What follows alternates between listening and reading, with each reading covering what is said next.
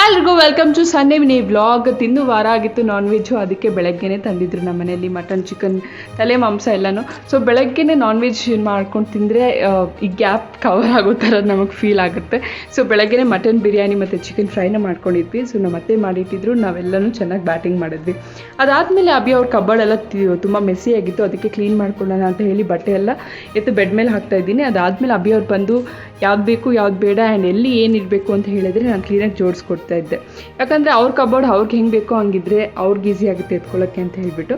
So ಕ್ಲೀನಾಗಿ ಜೋಡಿಸಾದ್ಮೇಲೆ ನಾನು ರೆಡಿಯಾಗಿದ್ದು ಮೂವಿಗೆ ಹೋಗೋಕ್ಕೆ. ಸೊ ರೀಸೆಂಟಾಗಿ ಕಲ್ಕಿ ಮೂವಿ ರಿಲೀಸ್ ಆಗಿದೆ and my favourite hero too, ಅದಕ್ಕೆ ನೋಡೋಣ ಅಂತ ಹೇಳಿಬಿಟ್ಟು ಫ್ಯಾಮಿಲಿ ಎಲ್ಲನೂ ಹೋಗಿದ್ವಿ.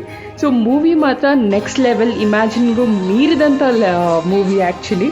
ಸೊ ಪಾಪ್ಕಾರ್ನ್ ತಿಂದ ಮೂವಿ ಎಂಜಾಯ್ ಮಾಡಿದ್ವಿ. 7 o'clock ಶೋ ಇರೋದ್ರಿಂದ ಮೂವಿ ಮುಗಿಯೋಷ್ಟರಲ್ಲಿ 10:30 ಆಗಿತ್ತು. ಅಲ್ಲೇ ಯಾವುದೋ ಸಿಕ್ಕಿದ್ದು ಹೋಟ್ಲಲ್ಲಿ ತಿನ್ಕೊ ಬಂದ್ವಿ.